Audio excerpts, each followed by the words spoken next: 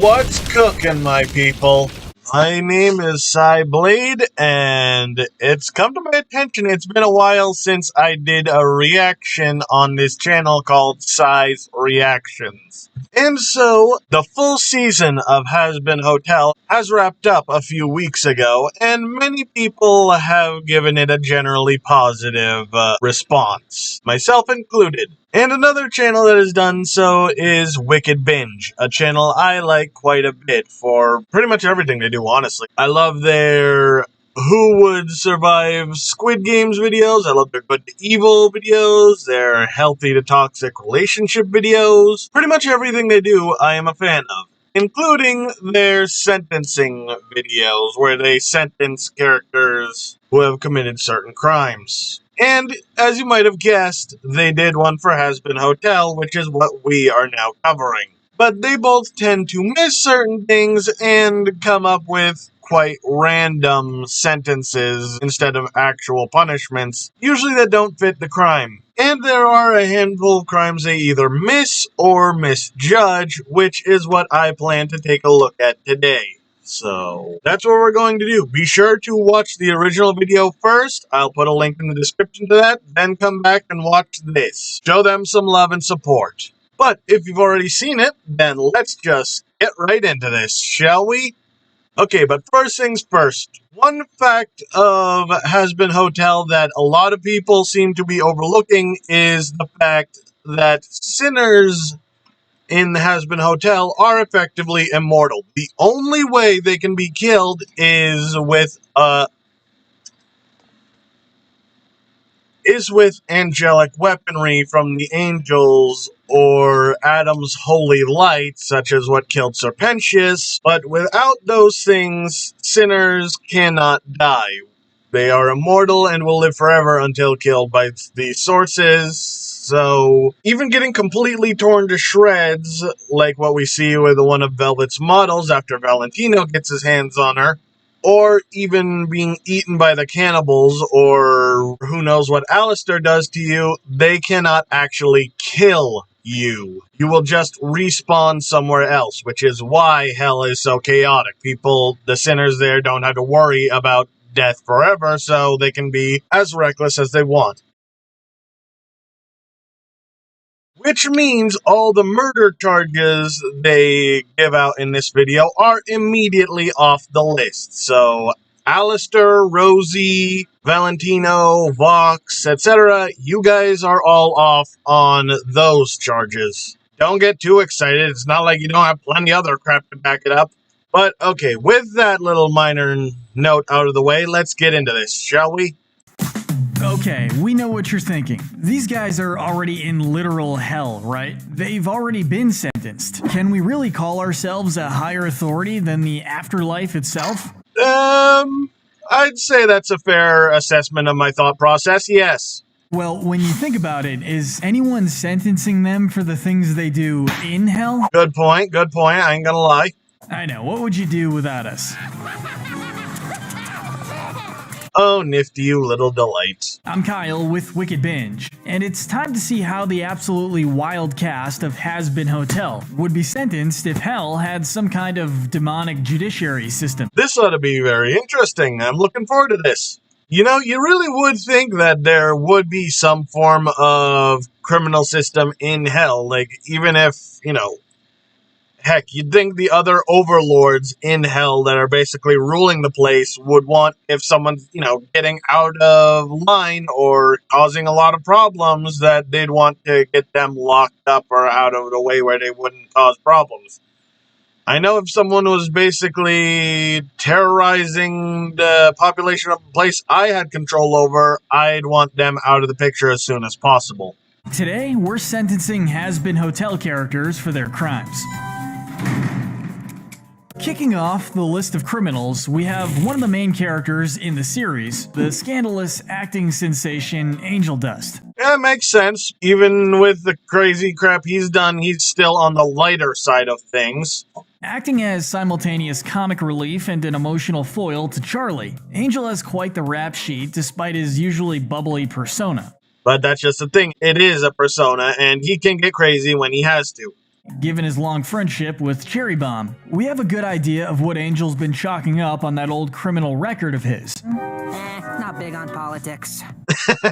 That is a good use of clips right there. Very good job. Destruction of property and assault with a deadly weapon are among his bread and butter. Objection! Anytime Angel has gotten in a fight where he breaks out his guns or anything, he is usually a target in this case and is defending himself. Like in the instance with Cherry Bomb, he stepped in to help one of his friends. Self-defense is covered if you step in to defend another person if they are in danger of a crime of violence being committed against them.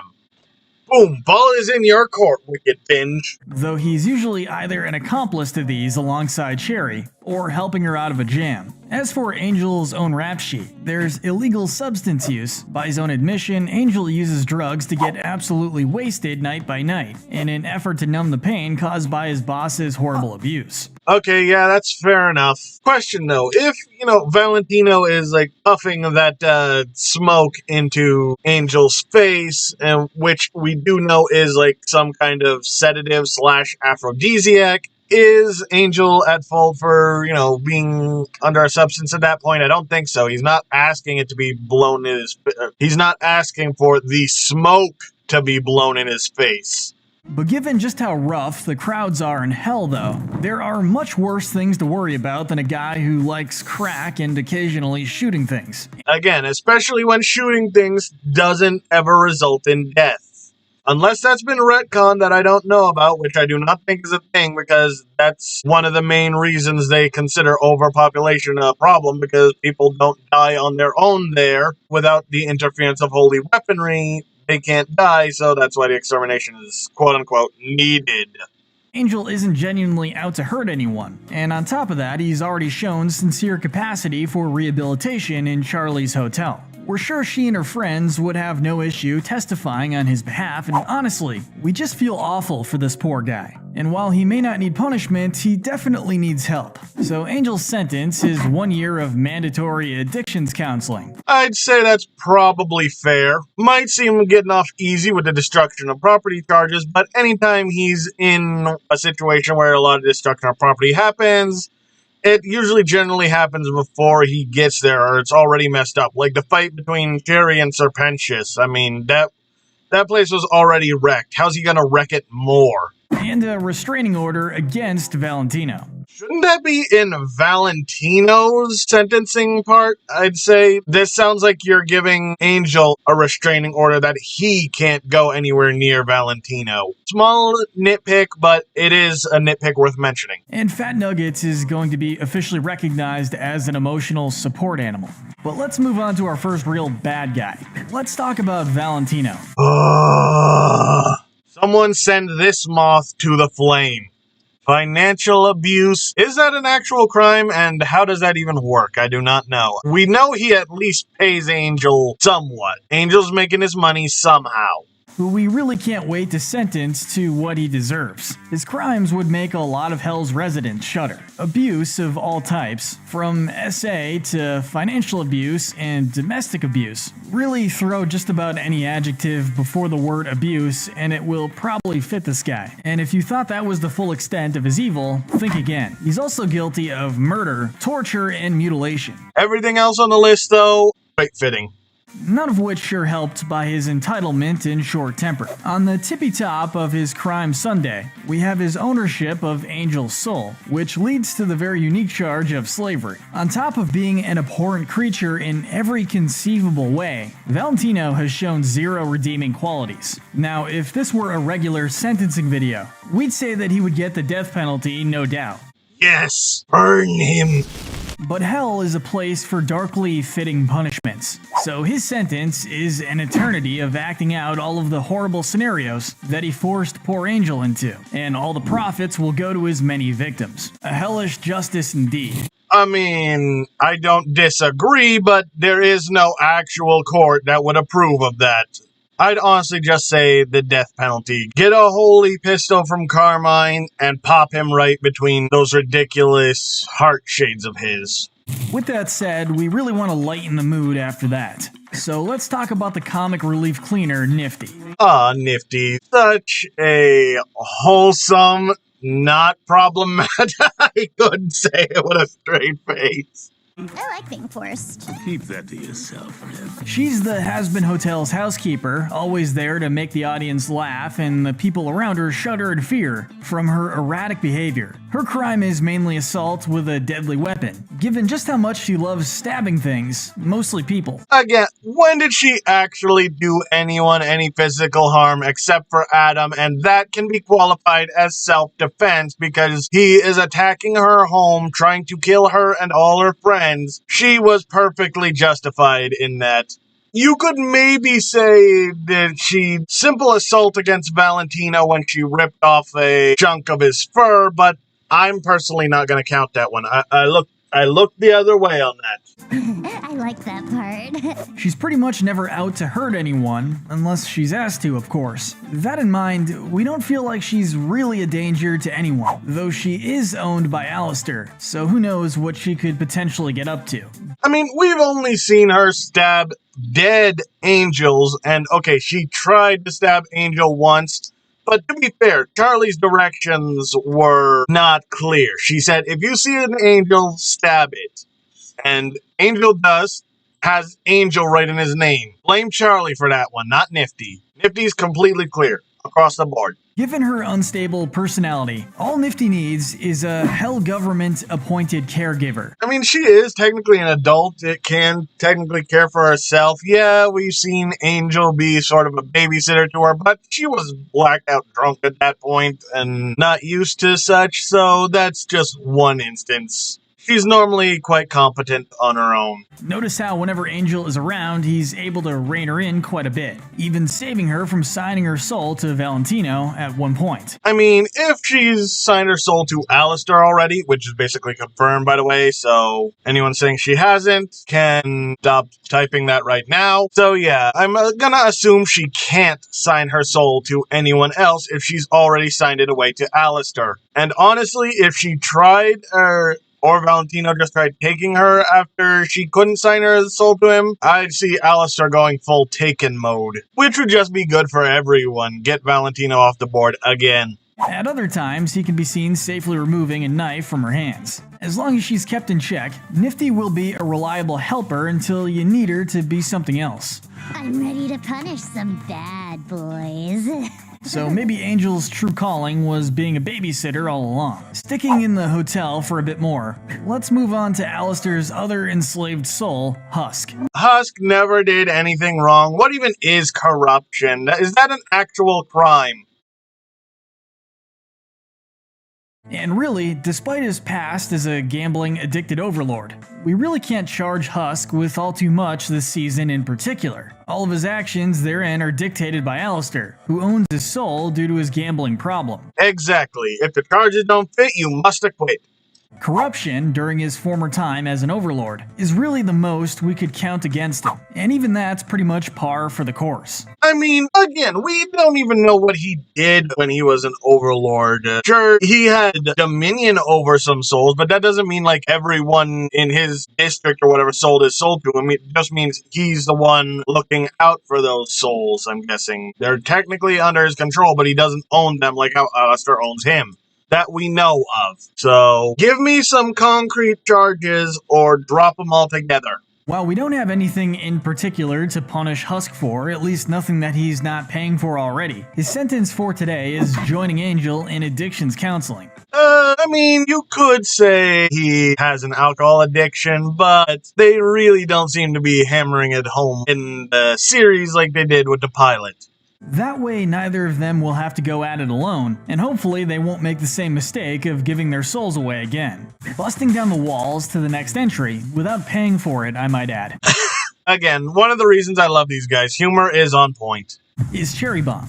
Angel's ride or die and literal partner in crime, Cherry is a self-admitted arsonist who loves all kinds of violence and destruction. Assault with deadly weapons and destruction of property seem to be her personal favorite vices. Again, excuse me, objection. Cherry claimed to have owned the turf that she was fighting Serpentius on. At least in that scene where you're showing clips of her fighting Serpentius, we're assuming she owns this territory and therefore she is defending her home front. No charges there. You cannot charge it. It does not fit. You must acquit. Violent tendencies aside, Cherry is far from a villain. Thanks? She's never really out to hurt anyone who's not already trying to hurt someone else, like Serpentius in the pilot, or the Extermination Angels in the season finale. Exactly. You even admit it. It does not fit. You must acquit. We still shouldn't ignore her explosive personality, pun intended, given all the destruction she loves to cause. So Cherry's sentence is paying for the repair of property she's destroyed, like Cherry's wall and 6 months of probation. I think you mean Charlie's wall, but fair enough. Just because everything's on fire already doesn't mean you have to make it worse, Cherry. Worse or better? Okay, another good little funny moment there. But where would Cherry Bomb be without her lovable former arch nemesis, Serpentius? Harder, Daddy. Son? Oh, Serpentius. I mean, on one hand, you didn't deserve the anticlimactic death you got, but on the other hand, you made it up there, buddy. Good job. In the pilot, Serpentius got off to an explosive start in terms of crimes. He mistreated his egg boys, who seemed to be more like slaves than employees. He does not seem to treat them like slaves at all. That's a complete stretch. Yes, he barks orders at them, but that's what all evil villains do to their subordinates. And we've seen in the show proper, he treats them at least decently. Heck, even in the actual pilot, he seemed cordial with them until they said or did something stupid that what was more like insulting him, or that one that went like, ooh, when Angel burned him. And tried to take over Hell as an overlord with weapons of his own design. No other demon can compare to the likes of I. This would earn him a pretty rough punishment if it weren't for the fact that this entire season serves as his redemption arc. And masterfully done, too. I'd argue it'd say better than with Angel. Again, maybe a little fast-paced, but we see he just wanted acceptance, and he got it, and so he quickly turned into a better person. Serpentius manages to right every wrong he's committed in the course of just 8 episodes. Special little man. From apologizing to the hotel for attempting to spy on them, to being willing to give up his weapon building and even his egg boys for the sake of reforming. He's a truly changed man by the end. As for the egg boys, they're happy to return to Pentius and even act more like friends than just servants. Honestly, even seeming kind of like children to him at some point, which I'd say is another redeeming quality. These egg boys seem almost completely incapable on their own, and he took them in. That should be good behavior that knocks off any sentence, or at least lessens it. Due to his newly kind treatment of them. That's not even to mention that Pentius literally made it into heaven after sacrificing himself in the fight against Adam. We have zero objections to that decision, so we're gonna not only pardon Sir Pentius, but we're gonna give him a new job designing weapons that specifically fight the forces of evil. Okay, I completely agree with this. Good on you guys. I think I speak for every fan of the series when I say we're all very proud of you, Sir Pentius. Now let's go ahead and round out the hotel staff with the radio demon Alistair. Vox may wish that Alistair had stayed gone, but this chaotic overlord is one of our favorites in the ensemble cast. Definitely, the show could not be the same without him. That said, as lovable as this sadistic overlord is, we can't deny that he still very much possesses the properties of both sadistic and overlord.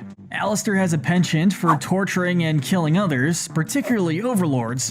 Again, there is no killing unless it comes from angelic weaponry. Like I said, even if you get eaten by cannibals, you'll just respawn somewhere like a video game. It's gonna be horrible, but it's not gonna kill you. So, we can assume the overlords Alistair took out are still around, just probably, removed from their station, reduced to the low power level of a normal sinner like Angel, and no one recognizes them. Maybe Alistair has their soul, stole their power, Shang Tsung style, but they're still around probably. You'll have to try harder than that next time, old pal. with the intent to topple their empires and take over the world of Hell. He also broadcasted their screams all across Hell, earning him a charge of snuff filming on top of it all. Oh, and let's not forget some good old-fashioned demon-style slavery. Alistair is a legitimate danger to pretty much everyone around him, given how unpredictable and calculating he is. Yeah, there's no getting around it. That's messed up. I can't defend you anymore, Alistair. I'm sorry. Fuck you. He has shown some care for Charlie though, and for helping her build up her hotel. So our sentence for him is renting his soul to Lucifer for 10 years. Objection. As I've stated out with Nifty, Alistair's soul is already owned to someone else, presumably Lilith, but we don't know. So his soul cannot be rented. This way we have a guarantee that Alistair won't try anything funny with Charlie or the hotel. Radio's not dead, but it is ending this broadcast. And it should keep him on enough of a leash to not keep murdering the locals and broadcasting their torment. Oh, and also we're gonna have him forgive Husk's debt. Not Nifty's though. It's not that she's worse, it's just that she doesn't seem to mind, and seems like the type who really needs the extra structure. Up on the docket next is Rosie. Again, there is no murder going on. The sinners can't die without angelic weaponry. Rosie is the leader of Cannibal Town. As you might imagine, her main crime is cannibalism. I mean, come on, people gotta eat. Is cannibalism even an actual crime? There are no laws against cannibalism per se. Boom. Balls in your court, WickedBinge.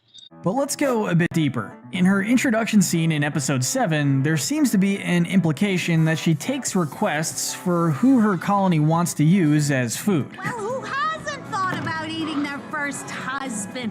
I certainly would have if he didn't taste so bad. I mean, again, we don't know. She said bring her husband to her and she'll sort him out. I'm assuming she's giving relationship advice. That seems to be what her whole business is centered around. With that, we could probably tack on a charge of organized crime, and definitely a charge of murder. Organized crime, that is a stretch. Even if we assume that she does have these people that are brought to her eaten, again, we're just to assume she's doing that herself and that her customers are bringing their spouses to her willingly under the guise of relationship advice. But despite her unsettling line of work and equally unsettling eating habits, if you take everything else out of the equation, she's actually a decently nice, organized person. She leads her people responsibly, helping Charlie to rally them and gain their trust, so they can help her fight the angels that plan on attacking the hotel. Again, honestly, this is one of the things this show does amazingly. Almost everyone is a sympathetic character. Like, even the overlords, who we're told rule hell with an iron fist and make it, well, hell for everyone else, are sympathetic characters. They have friendships, people they care about, and want to do everything they can to help their communities and protect their people and their families. You know, that's just not something you'd expect from a show about hell. It's wonderfully subversive, which personally is one of my favorite things, subversion of tropes. So our sentence for Rosie is a new system of processed imitation human/demon/angel food. You know how you see imitation crab meat in stores? Or how every type of meat has a vegan alternative? We're sure there's some chefs in the afterlife that could help her find a solution that isn't, you know, eating people.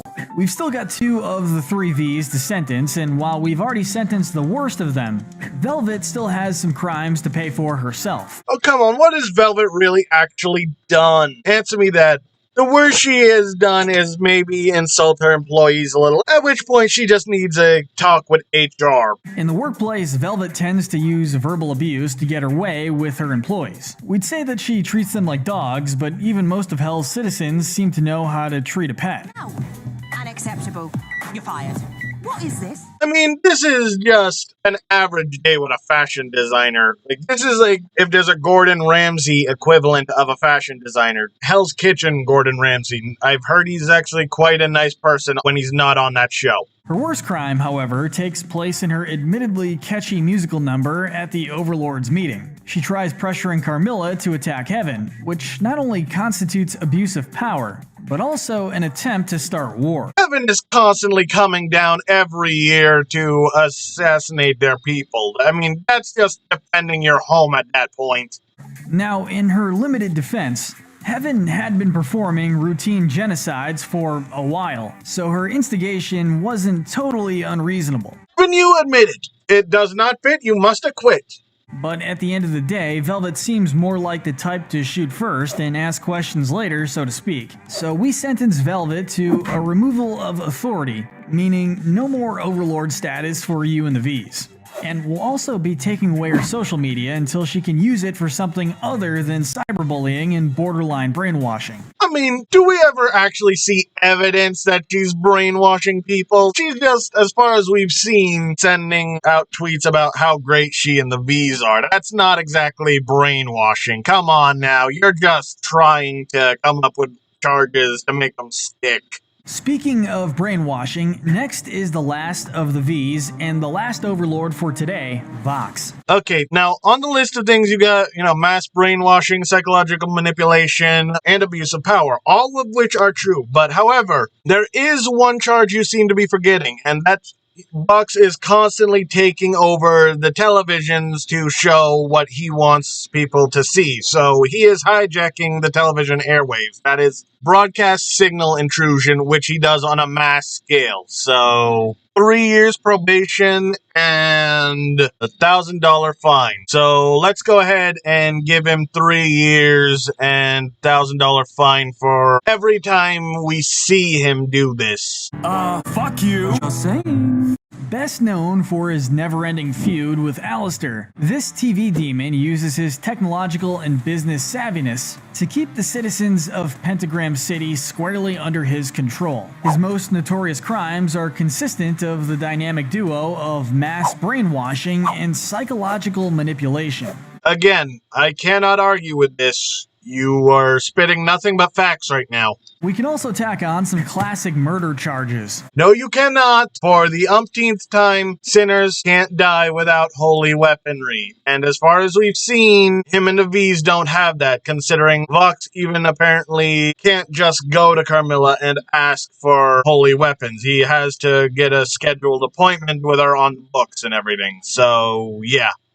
Gonna assume he doesn't have holy weaponry, so no murder. Since he offered to bring the lowest earners in for Valentino to shoot and let off some stress. Oh, and of course, that also constitutes an abuse of power. Last but not least, we're not forgetting about him giving Serpentius some advice in line with Low-Tier God's iconic philosophical speech. Since we've already taken the other V's down from their pedestals, it's only reasonable that we sentence Vox to a total revoking of his overlord status and redistribution of his various influences, since he's pretty much blatantly brainwashing people. Trust us with your safety. Maybe give him some kind of signal blocker so he can't cause mass brainwashing or blackouts at will. We've nearly reached the end of our long list of criminals for the day, and for the final 3, we're going to the other side of the afterlife. Which seems to be even more corrupt somehow. Again, subversion is done very well here. Starting things off with Sarah. Oh yeah, her. Not as bad as Adam or Loot, but just how callous and dismissive she is of Charlie makes you really want to see her on the other end of an angel spear. Who works alongside Emily as a seraphim angel. That said, she is much less open to the idea of demons redeeming themselves, to the point where she approved of Adam and Loot's extermination plan. Putting this fully into context, what we have here is a high-ranking angel approving 2 other high-ranking angels, performing a series of genocides. I mean, admittedly, Adam did seem to try and convince her that hell was uprising and threatening heaven, but did she even see any evidence of this? I don't think so. Sanctioning war crimes is enough already, but she also lied to her people about it, which we're gonna say constitutes some kind of treason. It is my position as the head seraphim to protect our people at all costs. Given her position, it's unlikely Sarah will be facing consequences for her actions. But as for us, we sentence Sarah to being placed under Emily's authority. Well, hang on, time out here. You said the people in hell can't be charged because they're already in hell and have said, remember, Sarah was born an angel, so she has never died, so sanctioning war crimes and treason are both death penalty worthy, so I'd say that's what she gets. It's clear that she's the more compassionate and honest of the two, and while Sarah will be great in a position of giving advice, it's clear that her time in heaven has somehow corroded her morals. But she's still pretty darn tame compared to our final two characters. So let's sentence the season's main villains, Adam and Loot. You know, I think I'm gonna end the video here. I'm not defending these two. These two are something else. They completely abuse their power by using the overpopulation in hell as the perfect reason to start a systemic series of exterminations, aka these two are both proponents of genocide. Tack onto that mass murder, terrorism, and war crimes, and you've got enough of a rap sheet to conclude that these two should not be in heaven. Okay, we know Adam has died, but Lute, as far as we know, she was born an angel. Like, Adam claims that he created the exorcists, and, like, he created Vaggie, at least, and, you know, named her Vaggie. So, if that's true, we're going to assume he created all the exorcists, which might explain why they're all women except for him. So, we're going to assume he created Lute, which means she never died, so she can get the death penalty too. As for Adam, continue. So with that said, this is actually our easiest sentence yet. Adam and Lute will be sentenced to be relocated to hell. Perfectly acceptable punishment. Agreed. And not just anywhere in hell. You've earned an all-expense-paid trip to the Hazbin Hotel. They're not just going to be punished. No. They're going to have a redemption arc from the very people they wanted to destroy. I don't know about that. That's just trying to redeem them. No, I say no. In fact, I give them a restraining order to the hotel, because how do we know they're not just gonna go to Carmine, get a holy weaponry, and try to shoot up the hotel or wreak vengeance upon Charlie? I say we can't risk it, so they get a restraining order from the hotel, no chance of redemption, can't go anywhere near Charlie or anyone from the hotel. But cheer up, guys. It worked for Serpentius, right? Yeah, but Serpentius. But okay then. So, like I said, I really enjoy their videos. It was fun. They had a lot of good points. One of the things I'd say is one of their weaker points is the fact that they just come up with the sentencing willy-nilly. Like, whatever their actual charges for the crime are, they tend to come up with something completely different or, yeah, nonsensical. They just make stuff up. And they also tend to downplay the certain crimes, like, oh yeah, he the villain of Epic, I believe it was, yeah, he's a horrible person, brought war to the nation or whatever, or to the peaceful nation, but also during one of the fights his son got killed, so it's understandable why he does what he does. So we're gonna knock him down from a death penalty to just life in prison. That's not how it works, guys. Charges are not downplayed due to what reasons you might have. If someone, to say, horribly injure my father or something, if I were to go and slaughter that person's entire family and end their bloodline completely, the courts wouldn't go, oh, you know what, I mean, that's bad, shame on you, but you had a reason, we're not gonna give you the death penalty, no, we're just gonna give you life in prison. Not even that, just 30 years, heck, you can get out in 5 with good behavior. That don't happen, guys, that's just not it. Other than that, their videos are always enjoyable. This video was enjoyable. I love their humor, and they do make really good points. And yeah, other than the things I pointed out, they are not wrong on a lot of what they said. But let me know what you guys think. Do you like their videos? Do you agree with their charges? Would you give them different punishments? Do you agree with me?